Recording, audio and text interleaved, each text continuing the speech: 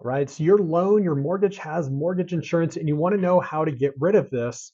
There's a couple of easy steps, and I want to help you understand the mortgage insurance, what kind of loan you have, and what your options are to help you remove mortgage insurance. So, really, if you have mortgage insurance, you're looking at either a conventional loan or an FHA loan, and they both have different guidelines.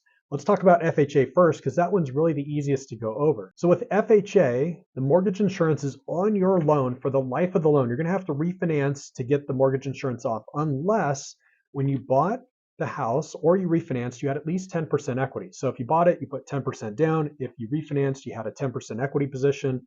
And in that case, you would have to make on time payments for 10 years. After you've made 120 payments, FHA will automatically pull the mortgage insurance off of your loan. Now, with conventional financing, it does work a little bit different. If you have mortgage insurance, the chances are that you put a little bit less than 20% down when you bought or refinanced your home.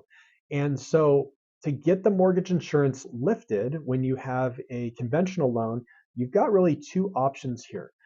One would be your acquisition price or the appraised value when you refinance. So, acquisition when you purchased or appraised value when you refinanced, whatever that is compared to your principal balance. If you've paid it down significantly to where you have 22% equity position based off that original acquisition or appraised value in your current principal balance, it's automatically going to be lifted.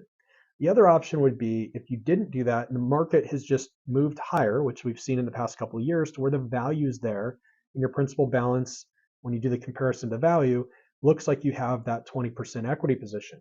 So if that's the case, you're going to want to reach out to your loan servicer and you're going to ask them to do a consideration to have the PMI removed. Now, they're all going to have a little bit of a different rule with this, but most of them are going to require you to make on time payments for at least 12 to 24 months.